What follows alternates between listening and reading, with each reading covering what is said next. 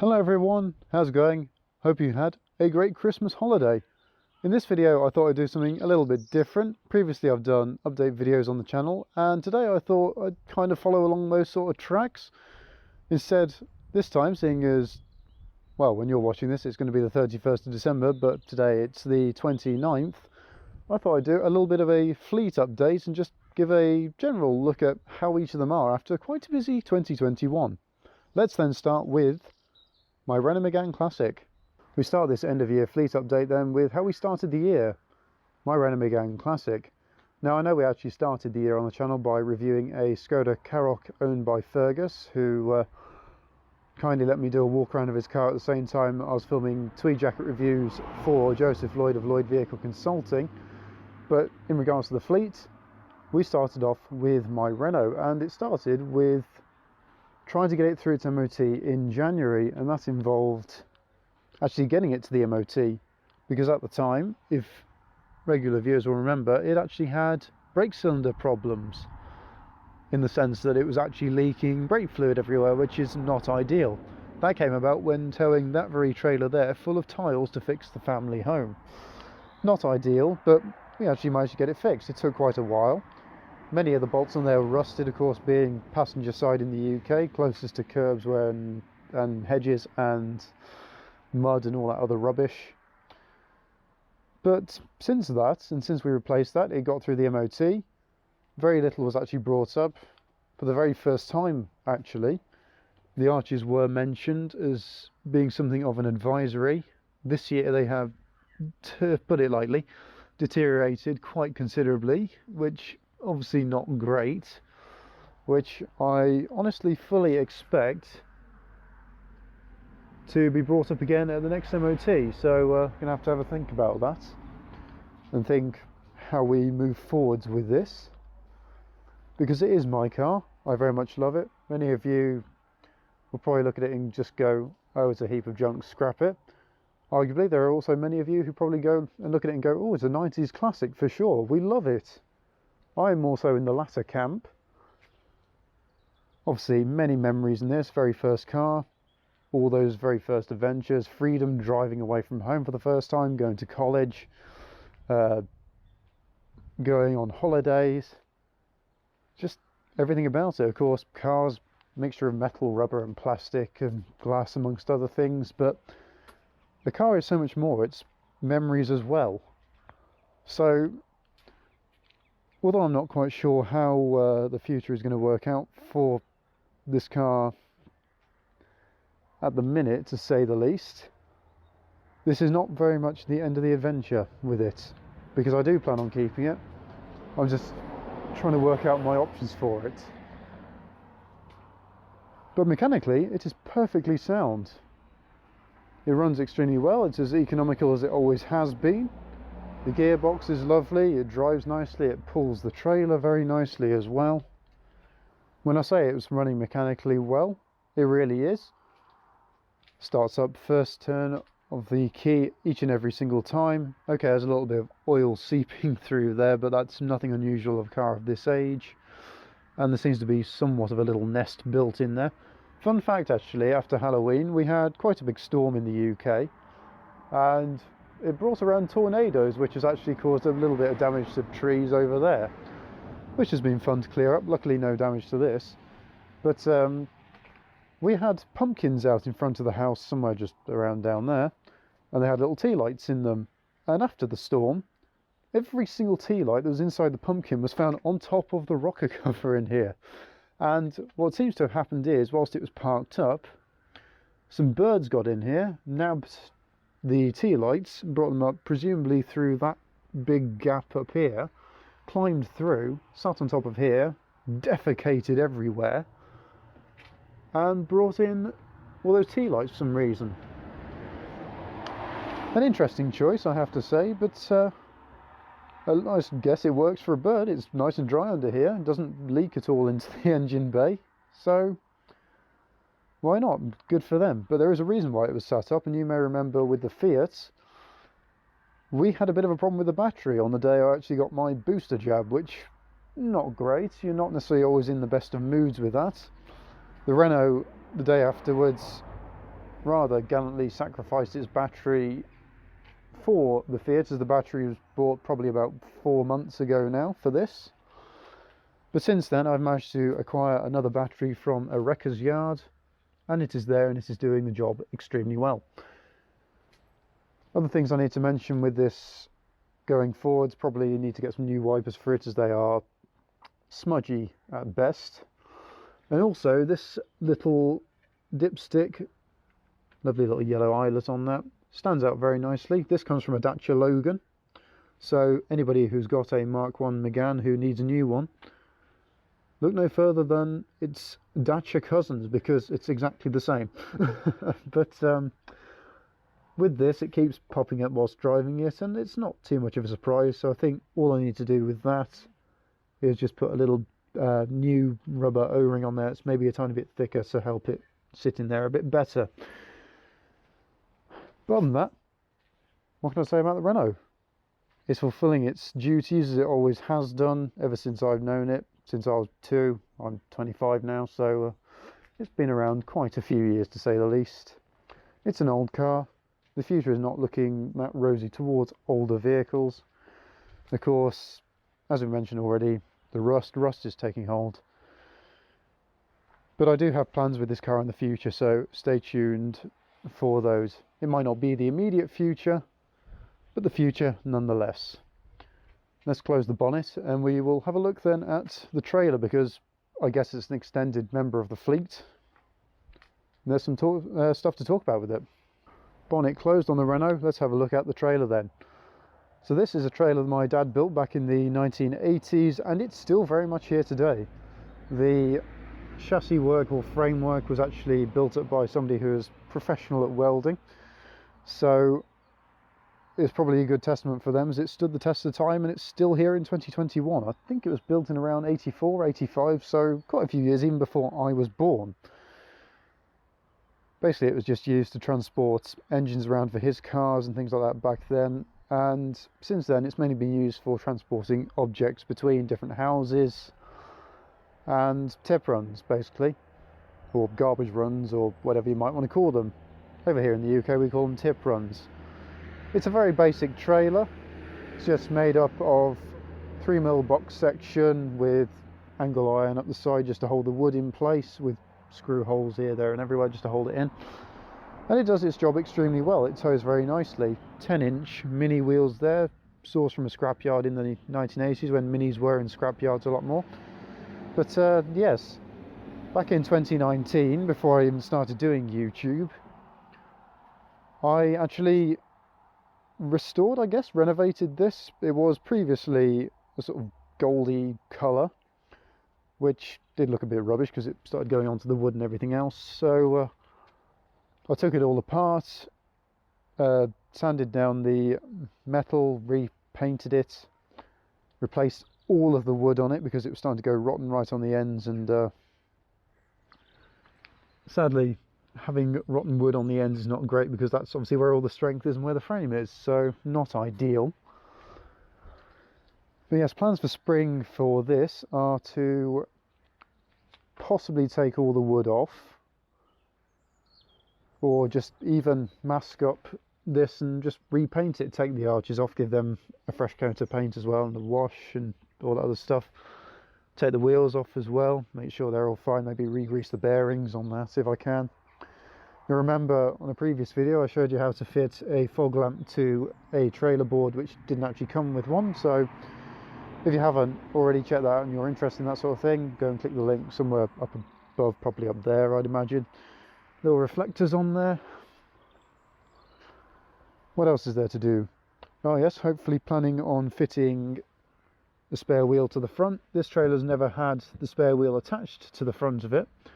However, 2022 I'm hoping to actually get something to allow that to happen, which saves me having to put the spare wheel inside the boot of the car whenever I'm pulling this. It'll save space inside the car for more rubbish and other stuff, but also it might it means it actually keeps it all together, which would be really very, very useful. Also might get it a new tonneau cover. This one's obviously seen better days, and there's a little bit of rust underneath my padlock here which is starting to creep in down there. Fun fact, I've actually fiberglassed over this in 2019 in certain places. I think it was roughly around there. So really what I need to do with my welding skills that I've acquired through 2020 is cut that all out and weld in some new metal. Not massively structural, but important nonetheless. I like to keep it looking good and rust free, because otherwise if we let rust get too bad, it ends up like that, and that is not ideal. Next up on the fleet update, another extended member of the fleet, and it's extended not in the sense of the trailer, in that I actually own the trailer, but there's just not really a lot to talk about with it, and it does most of its work behind the scenes. This is my mum's Dacia Sandero Stepway 2016 1.5 DCI Laureate, the only diesel car in the fleet. It's been making a bit more of an appearance lately on the channel. Previously you may have seen a bit of white, a tail light, parking sensor, a wheel, maybe even the Stepway logo just gradually appearing in videos. But I thought it was important to talk about this because, yes, okay, it's not mine, but it does play quite a role in the fleet. Arguably its biggest role on the channel recently has been when it rescued me when the battery failed on the Fiat in a car park. Dacia, when they entered the UK in about 2012, 2013, the first car was the Duster they brought over here. They had to fight quite a lot of stigma about cheap cars, because previously cheap cars known to be unreliable, fairly heavy, uneconomical, rust like anything basically. But I think this car, the Sandero, it's done quite well to fight that stigma, because of course it entered the UK as the cheapest car you could buy. It was £6,000 brand new, thereabouts, 5,995, something like that. This, however, is complete opposite. This is the top spec model for the Stepway, which of course is the top of the range Sandero. There are obviously markers that it is quite a cheap car, such as black plastic cladding everywhere, the fact that the panels quite flexible if you have a look on the interior, scratchy black plastics everywhere, and to put it this way, not exactly the last word in interior design. But nonetheless, it's a good car. This car has been extremely reliable over the 5.5 years we've owned it. We've had it from brand new, and it's never let us down. It uses a Renault 1.5 litre diesel engine, and it's been extremely good. Again, Renault, another company, gets a lot of lots of stuff thrown at it for its unreliability, but frankly this has been extremely reliable, as has my Renault Megane as well. That has had very little go wrong with it, really, when you think about it. This car is now on 39,100 or so miles. It's doing extremely well, and it was bought for a purpose, and it's fulfilling those duties very, very nicely. Tyres are still good. It's a good car, and I've really come to like this car in the fleet. One thing just before I move on to the next car in the fleet, let me know if you want to see a review on the Dacia Sandero Stepway 1.5. I'm very interested in actually making one. And I just want to get a bit of an idea to see how you guys who watch the content on this channel feel about actually having a review on this car. Just let me know down in the comments below. Mentioning the trailer's old wood, what do you do with the old wood when it's no longer usable for a trailer? Why, if the rest of it's okay, you just cut off the ends and make a small planting trough. And that's exactly what my dad did. So all of this is wood from the trailer, at least all the usable stuff on it. So that bit was on the front, same with the opposite side. These were side pieces, they've all been rooted off, whatever you want to call it. And that was actually the floor of the trailer, and on the bottom it was the floor as well. These little bits on the bottom to keep it off the ground, I don't actually think they did come off it, but there we go. A little tip in upcycling or recycling, or whatever word is used these days to describe this sort of thing. Moving on to my Fiat Panda 100 HP then, it's a bit like the Sandero. There's not really a huge amount to say on it. It's been perfectly fine, other than having taken the Renault's new battery Again, when I say new, it's about 4 or 5 months old at this point, but it was new to the Renault earlier this year. Now in this, because I needed it at the time for this MOT, which it passed with flying colours, no advisories, which is perfect. The only other problem I can think of right now is we have one very squealy front wheel, which I shall now play a clip of for you.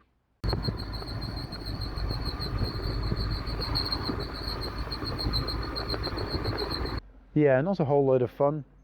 Drives you mad when you're driving it, so going to be getting that sorted quite early on in 2022, fingers crossed.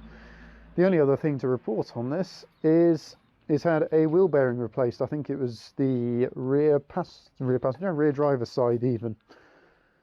Other than that, it's been a superb little car. It fulfills its daily uses extremely well.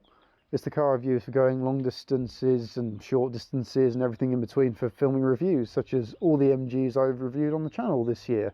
We also filmed the Kia Rio back in, I think it was around March, April time. Took this for it.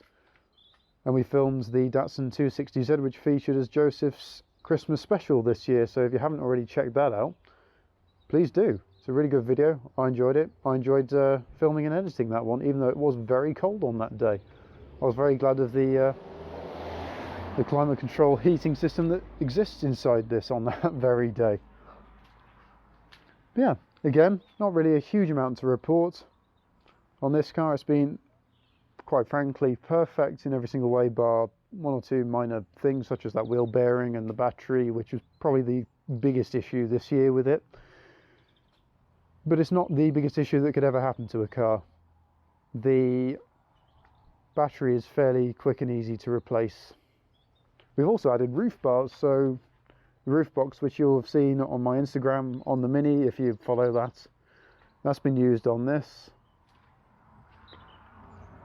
or at least tested on this, just to see how it would look and how it would work. This is one of the reasons why I bought the 100 HP in the first place.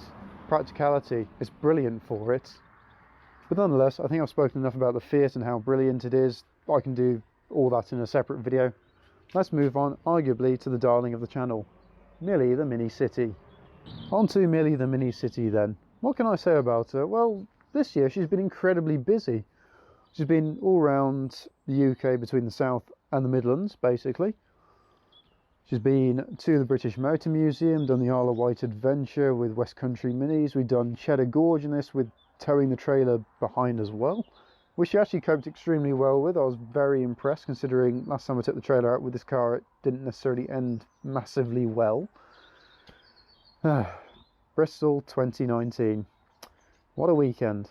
Anyway, I digress. We've been to Bewley a couple of times with Millie for the Mini Day and Simply British Classics. We've done Castle Combe Mini Day. We've been to Brands Hatch for the Mini Day there. We've done Brooklands a couple of times as well. Not necessarily with Mini, but we've been there at least once with Millie as a Bentley Continental drives past. Looks very nice. We haven't, of course, done 2019 IMM nor Rally Monte Carlo. But mechanically this year, there's really not a lot to report on. She's been perfect. The only thing that I can think of to comment on mechanically with this car has been we had to have a drive shaft replaced, but that wasn't too hard to get done. We booked it in with my mechanic, he changed it. She's been perfect ever since.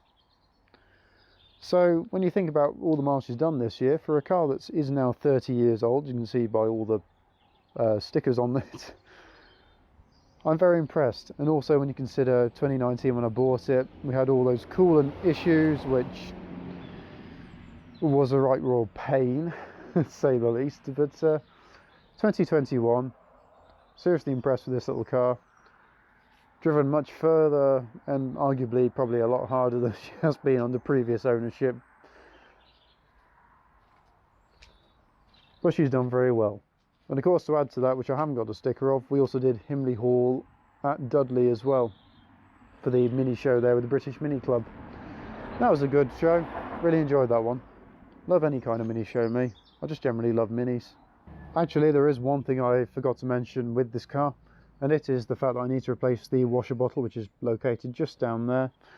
and that is because the current mount for it is rusting away quite badly and it's going a bit sharp, so I need to get a new one of those welded in and a new washer bottle for it. Other than that, still fine. The washer bottle still works, still holds a little bit of washer fluid, but that's something I definitely need to repair in 2022. Maybe I'll get that done at the same time I get any welding done down there.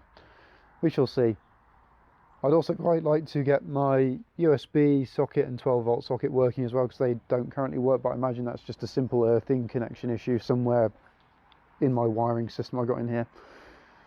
But other than that, Millie running perfectly, no problems at all. Going into 2022, I'm hoping to basically pick up where we left off with 2021. Hopefully plenty more shows with Millie, the Mini Pogo, and maybe the Renault. We'll just see what happens with that at the next MOT. If it needs to come off the road for a little bit, so be it. And obviously, might even do a couple of shows in the Sandero if we can, if there's any that are out there for it. If any of you out there who are subscribed to this channel, or even not subscribed to this channel but watching this video, know of any shows for the Sandero to feature at, drop me a link down in the comments. I'd be very interested to see what there is that I could take it to. But yes, 2022, hopefully many more shows with these three, possibly even 4. I'm looking forward to it. Some of the shows we're going to: Retro Rides Weekender, the Isle of Wight Mini Adventure, Himley Hall in the Mini, hopefully, Festival Italia, definitely planning on going to those ones. There are a few others I'd like to go to as well, but if I had to list them all off, we'd be here all night. And this video I think has gone on long enough anyway. And with that all said and done, that brings an end to this fleet update video. Really, as a fleet, I couldn't ask for much more. They've all been very good throughout this year. Millie's gone to plenty of shows, the Panda's been used just for going out and filming general cars and obviously other shows. The Renault, even for the few shows that's been to, it's been brilliant. And the Sandero as well. Okay, it's a lot newer than my 3, but it's still done its job superbly. You can't really ask much more of it. As far as cars go as a fleet, I'd say we've got a pretty good one, and I like the fact we got 4 cars in different colours: blue, red, green and white. I love this Skittles crew, it's fantastic. I will say, with doing repairs on them, there's obviously not been that many. There's not really been a huge amount go wrong with them, and when there has been things to go wrong with them, as much as this channel is about having a go at doing your own repairs and things like that, there is a limit to my skill level, and without maybe being guided by somebody who actually knows what they're doing with these things, I'd rather not be responsible for killing either myself or other people with the repair I've done. So yes, I think overall though it's gone pretty well, and there's not really been any repairs this year that have required anything major like that which has required anybody else to do them. Most of the problems that they have had have featured at a time when they've gone to my mechanic for MOTs and other things anyway, so it's all sort of slotted in nicely. But yes, I shall bring this video to a close. I've waffled enough. Thank you very much for watching my content throughout 2021. I hope you've enjoyed the variety of reviews, shows, and of course the current and general ongoings of the fleet. I very much enjoyed this journey throughout this year, and I really hope you have too.